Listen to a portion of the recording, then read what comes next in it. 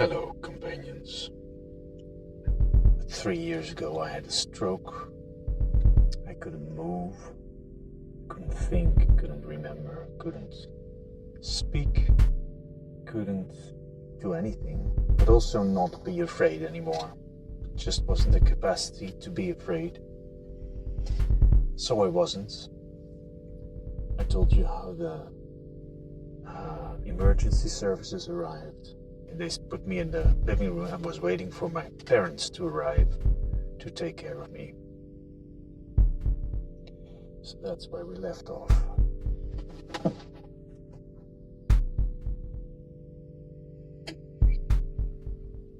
So when my parents arrived, they were very worried, and we went to the hospital, my father and me. And in the hospital, we were asked to fill in a form, which again, for me was very, very funny. Because you come for help, it's pretty acute. At that point, I could walk again a little bit, but shuffle. And I had big trouble answering the most basic questions.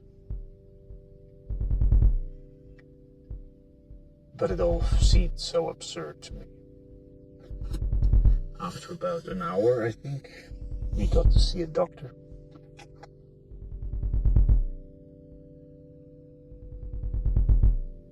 And she did the same test. Can you touch your nose? Well, I could.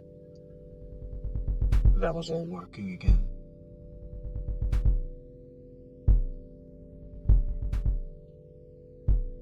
And she did some additional tests and then said, well, this just isn't right. I can't see anything here, but this needs to be taken very seriously. It is now weekend. You're not supposed to be getting sick in the weekend. That's not what she said, but that's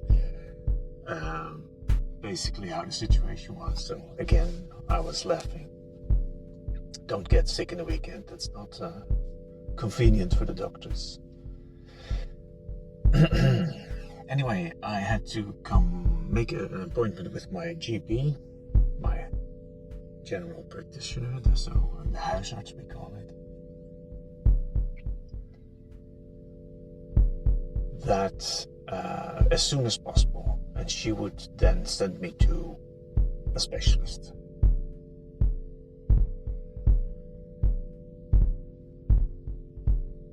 So we went away,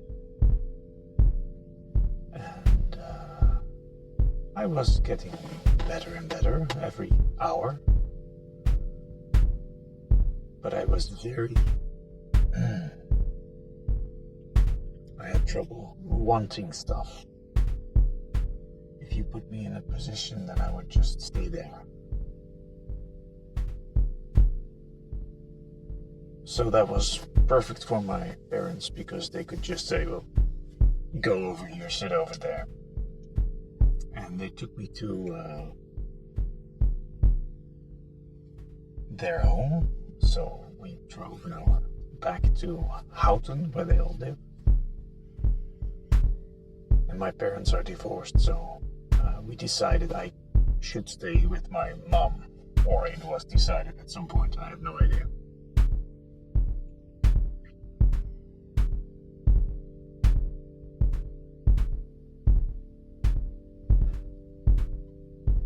That bit is also a bit hazy.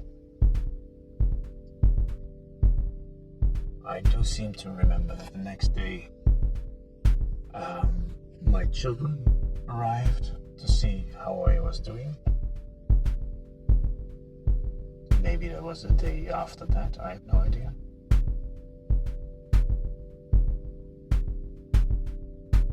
And my son speaks English with me for reasons that he knows himself. Which normally isn't a problem, but I could hear that what he was speaking was English. I didn't understand him, or I sometimes understood him, but I didn't no sentence would form in English. So I didn't speak English anymore, all of a sudden.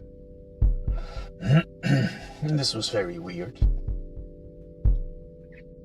for me. And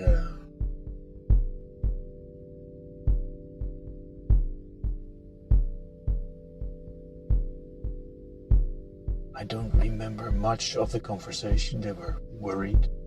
I wasn't. I was mostly laughing.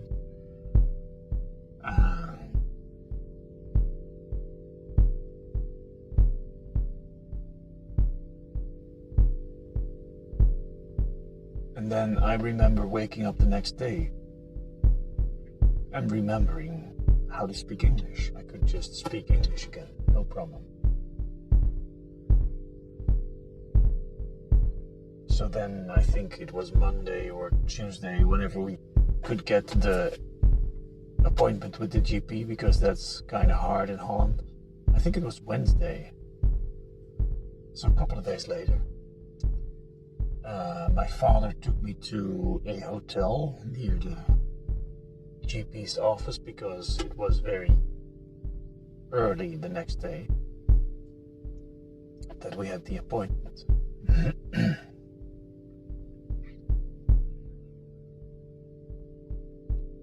And I couldn't plan, I couldn't remember what the plan was, if I could plan. It was a very relaxed state of just being.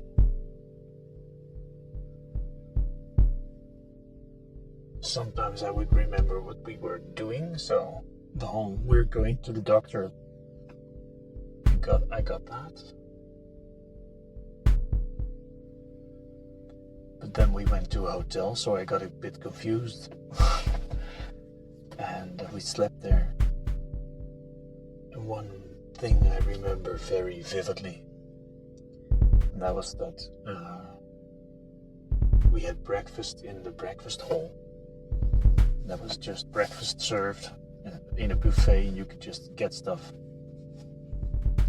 So I think my father was doing that.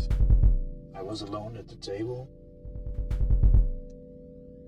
And I heard all the voices of the people having breakfast, the clink of the cutlery, the plates, just noises. And I was just listening to that.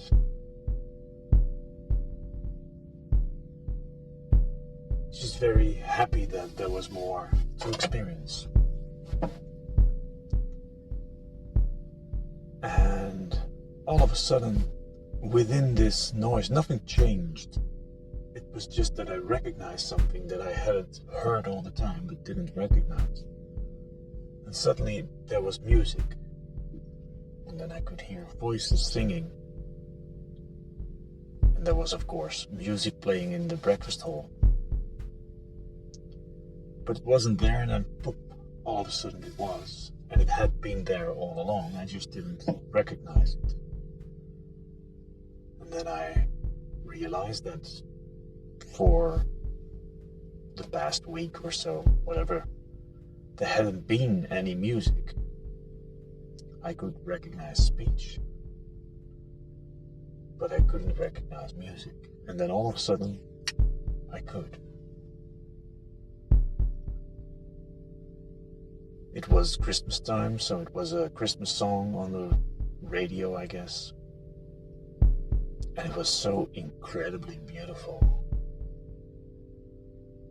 that tears welled up in my eyes. And I could just listen. That was all. I have no idea which song it was. At the moment I was like, I'm never going to forget this. And I have no idea which song it was.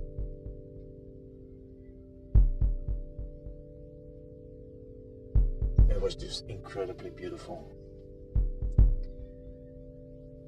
So that moment is still very clear. And then we went to the doctor's office, and the doctors did not believe it was a stroke, especially because of the things that I told her like I didn't speak English, and then all of a sudden I did speak English. Music came back. She said, well, that's not how recovery from a stroke works. So this is not a stroke. Okay.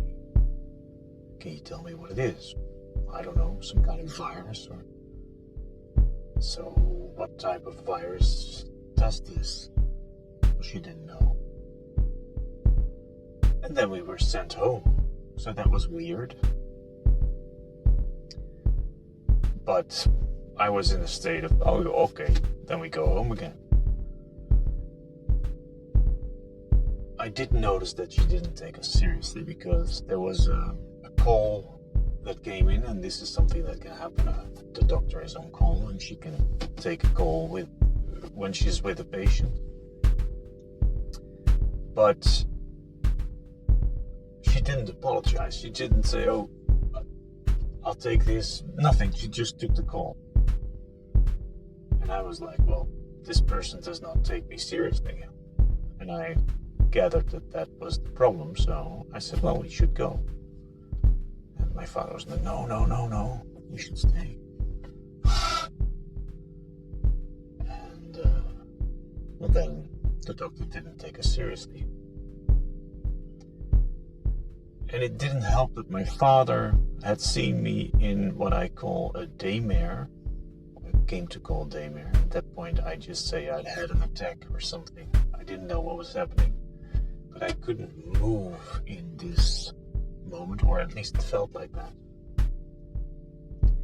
And my father taped me because I did move, as I said, that I couldn't move. And he showed this to the doctor, and my aunt and he had thought up that I was psychotic somehow. So they told that to the doctor, which is not something that I would want, even if it was true.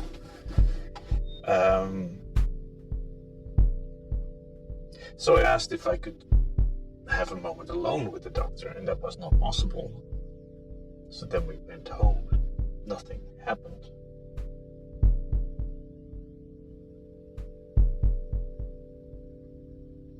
So very weird how that all went.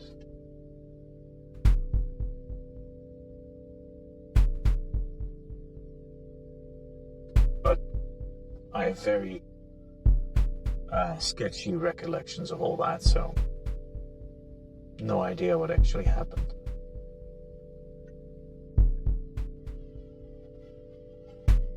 And this pattern continued, that each day I would sleep, and then each day there would be something new, and each day there would be these, or maybe 3 times a week, 5 times a week, there would be moments where I couldn't do anything. And there would be all kinds of feelings at the same time. So emotions, I felt some bugs crawling under my skin, or just intense aching or pain.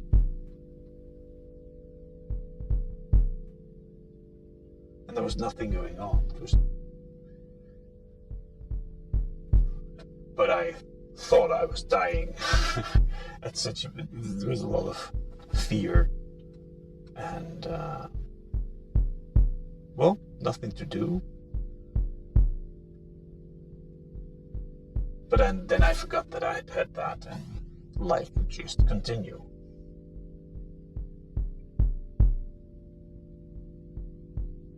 And I tried to tell people, but there was nothing visible from the outside, so nobody understood. My father just saw it as evidence that I was psychotic. It wasn't perfect. So at some point, living at home just became too much, because I remember with some care I had dressed, and then I came home, I came downstairs, and my mother said, well, you have a hole in your sock, and there's a stain on your trousers, that kind of thing. And I was just happy that I wore socks at all. that this had worked. This was my little victory that I was celebrating. And she was like, "Oh, you didn't do it right," which I didn't do it right, but it's not something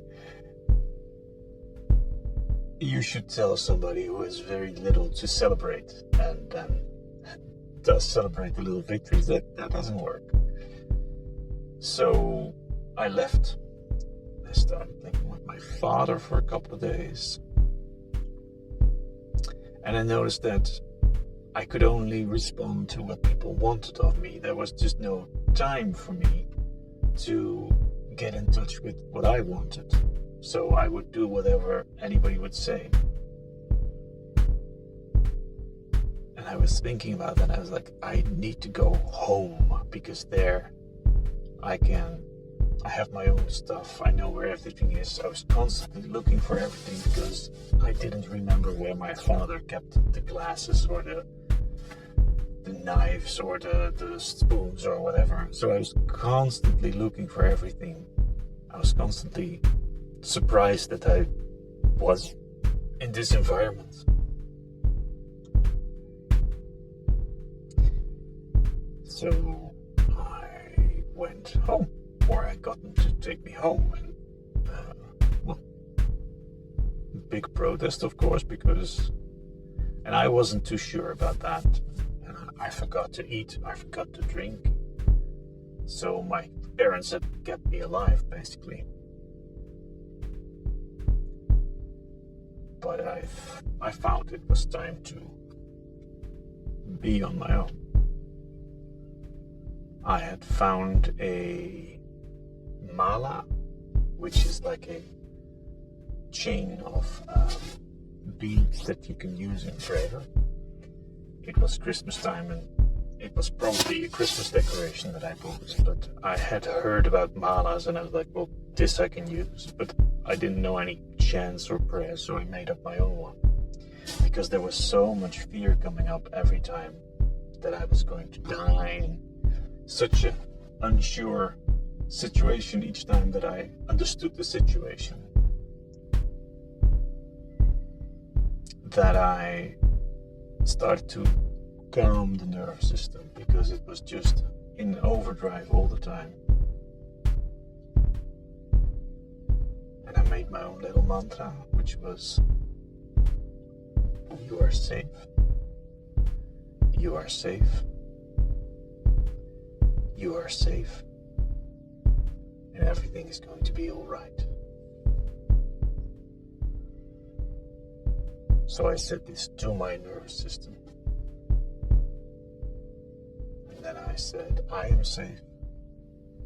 I am safe. I am safe. And everything is all right.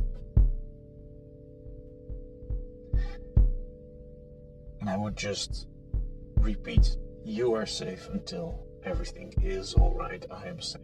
It would feel true. So I would repeat that until it felt true. And then I would say, "You're safe. Or I'm safe. I'm safe. I'm safe." And it's already happened. And at that point I would get enormously afraid that whatever I was afraid of happening, like dying, would happen at that moment. As I said, it already happened. I don't know why, but that was the belief that it would happen in that moment. So I went through this enormous fear, and then it would go.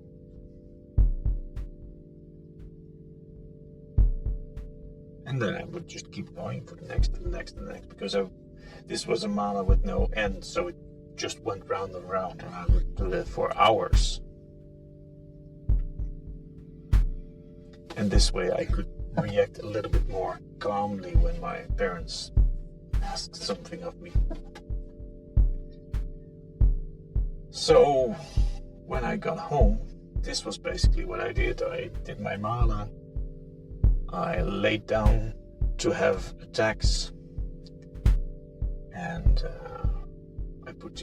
we'll go on next time. tomorrow.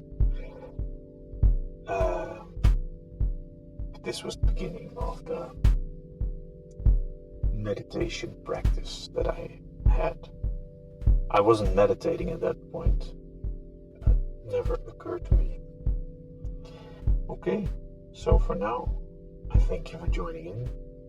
I'm sorry if it's not very relaxing this, but I need to get this off my chest, and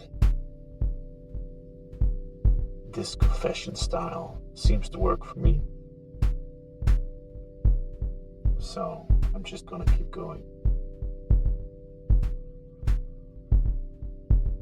So if you sat through all that, thank you for joining in.